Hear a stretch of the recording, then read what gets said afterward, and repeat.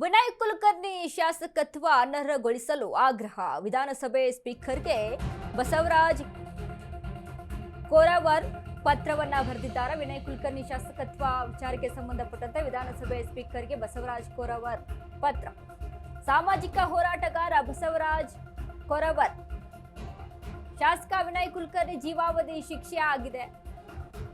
ಆದೇಶ ಬಂದು 10 ದಿನವಾದರೂ ಶಾಸಕತ್ವ ಅನರ್ಹಗೊಂಡಿಲ್ಲ.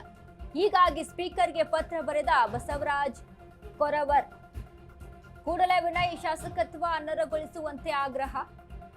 24 ಗಂಟೆಯಲ್ಲಿ ಡಿಸ್ಕ್ವಾಲಿಫೈ ಮಾಡಬೇಕಿತ್ತು, ಇಂದಿಗೂ ಮಾಡಿಲ್ಲ. ಜನಾರ್ದನ್ ರೆಡ್ಡಿ ಕೇಸ್ನಲ್ಲಿ 48 ಗಂಟೆಯಲ್ಲಿ ನಿರ್ಣಯ ತಗೊಂಡ್ರಿ, ಈಗ ತಾರತಮ್ಯ ನಡೀತಿದೆ ಎಂದು ಬಸವರಾಜ್ ಕೋರವರ್ ಕಿಡಿಯನ್ನ ಕಾರ್ತಾ ಇದ್ದಾರೆ. ಕೋರ್ಟ್ ಜೀವಾವಧಿ ಶಿಕ್ಷೆ ಅಂತ ಅನೌನ್ಸ್ ಮಾಡಿದೆ, ಬಟ್ ಇದರಲ್ಲಿ ತಾರತಮ್ಯ ನಡೀತಾ ಇದೆ. 24 ಗಂಟೆಯಲ್ಲಿ ಡಿಸ್ಕ್ವಾಲಿಫೈ ಮಾಡಬೇಕಿತ್ತು, ಆದ್ರೆ ಇಂದಿಗೂ ಮಾಡಿಲ್ಲ. ಆದೇಶ ಬಂದ್ 10 ದಿನವಾದ್ರೂ ಶಾಸಕತ್ವ ಅನರ್ಹಗೊಂಡಿಲ್ಲ. ಬಸವರಾಜ್ ಕೋರವರ್ ಕಿಡಿಯನ್ನ ಕಾರ್ತಾ ಇದ್ದಾರೆ ಈ ಬಗ್ಗೆ. ಇವತ್ತಿನವರೆಗೂ ಇವತ್ತು 11ನೇ ದಿವಸ ಅನರ್ಹಗೊಳಿಸಿಲ್ಲ.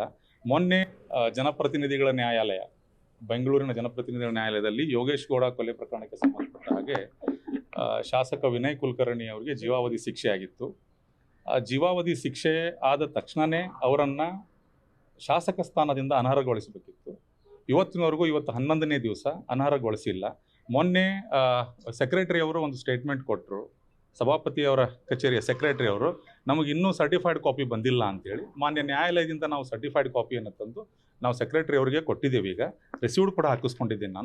ನಾನು ಕೇಳ್ಕೊಳ್ಳೋದು ಇಷ್ಟೇ, ಜನಪ್ರತಿನಿಧಿಗಳ ಕಾಯ್ದೆ 1951 ಸೆಕ್ಷನ್ 8ರ ಅಡಿಯಲ್ಲಿ ಅವರಿಗೆ ಶಿಕ್ಷೆ ಆಗಿ 2 ವರ್ಷಕ್ಕಿಂತ ಮಿಗಿಲಾದ ಶಿಕ್ಷೆ ಆಗಿ 24 ಗಂಟೆಗಳಲ್ಲಿ ಅವರನ್ನು ಡಿಸ್ಕ್ವಾಲಿಫೈ ಮಾಡಬೇಕಿತ್ತು. ಇವತ್ತಿನವರೆಗೂ ಮಾಡಿಲ್ಲ. ಗಾಲಿ ಜನಾರ್ದನ್ ರೆಡ್ಡಿ ಅವರ ಕೇಸಲ್ಲಿ 48 ಗಂಟೆಗಳಲ್ಲಿ, ಆಂಧ್ರದಲ್ಲಿ ಆದಂಥ ಪ್ರಕರಣ, 48 ಗಂಟೆಯಲ್ಲಿ ಸಭಾಪತಿಗಳು ನಿರ್ಣಯವನ್ನು ತೆಗೆದುಕೊಂಡು ಅವರನ್ನು ಡಿಸ್ಕ್ವಾಲಿಫೈ ಮಾಡಿದರು. ವಿನಯ್ ಕುಲಕರ್ಣಿ ಅವ್ರನ್ನ ಇಲ್ಲಿವರೆಗೂ ಮಾಡಿಲ್ಲ. ಸೊ ಹಾಗಾಗಿ ತಾರತಮ್ಯ ನಡೀತಾ ಇದೆ. ನಾನು ಸಭಾಪತಿಯವರಲ್ಲಿ ಮನವಿ ಮಾಡ್ಕೊಳ್ತೀನಿ, ಕೂಡಲೇ ಈಗ ನ್ಯಾಯಾಲಯದ ಆದೇಶಕ್ಕೆ ಗೌರವವನ್ನು ಕೊಟ್ಟು ಕೂಡಲೇ ಅವರನ್ನು ಡಿಸ್ಕ್ವಾಲಿಫೈ ಮಾಡಬೇಕಂತ ಕೇಳ್ಕೊಳ್ತೀನಿ. ಜನಪ್ರತಿನಿಧಿಗಳ ನ್ಯಾಯಾಲಯ, ಬೆಂಗಳೂರಿನ ಜನಪ್ರತಿನಿಧಿಗಳ ನ್ಯಾಯಾಲಯದಲ್ಲಿ ಯೋಗೇಶ್ ಗೌಡ ಕೊಲೆ ಪ್ರಕರಣಕ್ಕೆ ಸಂಬಂಧಪಟ್ಟ ಹಾಗೆ ಶಾಸಕ ವಿನಯ್ ಕುಲಕರ್ಣಿ ಅವರಿಗೆ ಜೀವಾವಧಿ ಶಿಕ್ಷೆ ಆಗಿತ್ತು. ಜೀವಾವಧಿ ಶಿಕ್ಷೆ ಆದ ತಕ್ಷಣವೇ ಅವರನ್ನು ಶಾಸಕ ಸ್ಥಾನದಿಂದ ಅನರ್ಹಗೊಳಿಸಬೇಕಿತ್ತು. ಇವತ್ತಿನವರೆಗೂ ಇವತ್ತು 11ನೇ ದಿವಸ ಅನರ್ಹಗೊಳಿಸಿಲ್ಲ. ಮೊನ್ನೆ